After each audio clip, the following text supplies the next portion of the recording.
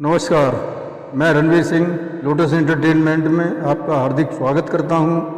आज मैं आपको 9वें अध्याय से त्रिमाण कृत वर्णन मृत्यु के बाद सुनाने जा रहा हूं। जय श्री कृष्णा। गरुड़ जी ने भगवान विष्णु से पूछा, कृपया आप मरते हुए प्राणी का कर्म बताइए। भगवान बोले, ये गरुड़, मैं तुम्हें मृत प्राणी को शरीर त्यागने की विधि बताता हूँ, जिससे उसे सद्गति प्राप्त हो। प्राणी के शरीर छोड़ने से पहले तुलसी के पौधे के समीप की भूमि को गोबर से लीपकर कुसा बिछाकर काले तिल बिखेरना चाहिए तथा सालग्राम की स्थापना करें। सालग्राम के होने से मुक्ति मिलती है। तुलसी के पौधे के पास यमदूत कभी नहीं आते। जो प्राणी तुलसी मंजरी से युक्त हो प्राण छोड़ता है, वह कितना ही पापी हो फिर भी यमलोक नहीं जाता है। जिस प्राणी के मुख में तुलसी का पत्ता और तिल एवं कुसा युक्त आसन पर प्राण निकलते हैं, वह सीधा स्वर्ग जाता है। तिल मेरे पसीने से उत्पन्न होने के कारण पवित्र है, इसलिए तिलों से असुर, दानव और दैत्य भागते नजर आते हैं। उस मेरे रोग में निर्मित होने के कारण उससे ही प्राणी सीधा स्वर्ग जाता है। उसके मूल में ब्रह्मा, मध्य में मैं स्वयं और अग्रभाग में भगवान शंकर स्थित हैं। इससे कुश, अग्नि, मंत्र, तुलसी, ब्राह्मण और गौ कभी अपवित्र नहीं होते। उस पिंड में निर्माल्य होता है, ब्राह्मण प्रेत के भोजन में निर्माल्य होता है, मंत्र, गौ और तुलसी नीच के ग्रह में निर्माल्य होते हैं तथा अग्नि चिता में निर्माल्य होती है। गोबर से लिपि पृथ्वी पर उस व तिल बिछाकर मृत सैया तैयार करनी चाहिए। सैया के ऊपर मंडप छत होनी चाहिए। गोबर से लिपे मंडप में ब्रह्मा, विष्णु, शिव, अग्नि तथा सब देवताओं का निवास होता है। राक्षस, भूत, प्रेत, पिशाच, यमदूत बिना लिपि अशुद्ध पृथ्वी, काट एवं खुले आकाश वाले स्थान में प्रवेश नहीं करते।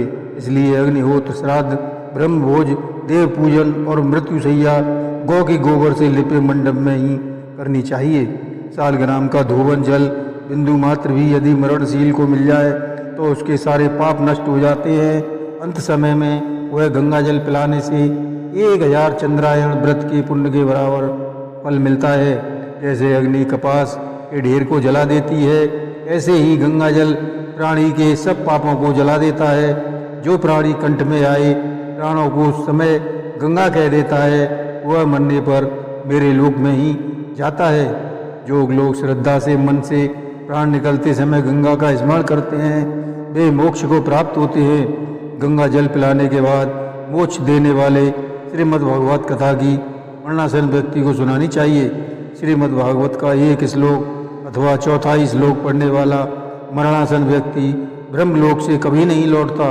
वेद तथा उपनिषद के पाठ से और शिव तथा विष्णु के श्लोक से ब्राह्मण, क्षत्रिय और वैश्य की मुक्ति हो जाती है। कंठ में आए हुए प्राणों के समय भी जो प्राणी मैंने संन्यास लिया है ऐसा उच्चारण करता है, वह मरकर मेरे लोक को जाता है। वह जन्म मरण के चक्र से छूट जाता है।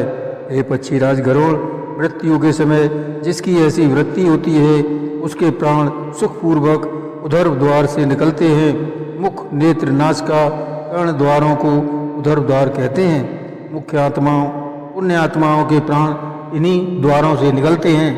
योगी लोग आलू से प्राण छोड़ते हैं।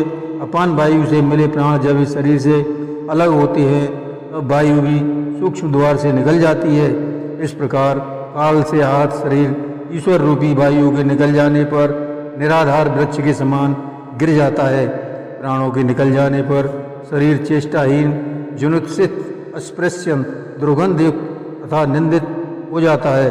शरीर की अवस्था क्रमे विष्टा भस्म रूप से 3 प्रकार की होती है और क्षण में नष्ट होने वाले शरीर पर गर्व करना व्यर्थ है। पृथ्वी में पृथ्वी, जल में जल, तेज में तेज और पवन में पवन लीन हो जाती है। शरीरस्थ आत्मा सुख रूप, नित्य साक्षी और अजर अमर है। यह जीवात्मा ज्ञान कर्मात्मक 10 इंद्रियों से युक्त है और शब्दाद विषयों, घृत, काम, रोगाद से युक्त है। अन्न, प्राण, मन, निवास एवं आनंदमय 5 कर्म रूप कोष से युक्त होकर अपने कर्म द्वारा बनाए हुए नवीन देह में प्रवेश करता है। जैसे घर के जल जाने पर मनुष्य उसे छोड़कर दूसरे घर में चला जाता है, उसी प्रकार जीवात्मा अपने कर्मों से नए शरीर में प्रवेश करती है। जब पुण्य जीवात्मा नए शरीर में प्रवेश करता है तब देवदूत छत्र चमर से युक्त विमान लेकर आते हैं। विमान में बैठाकर वे ले जाते हैं। वह देवलोक में पहुंचकर देवताओं द्वारा पूजित होता है। जय श्री कृष्ण।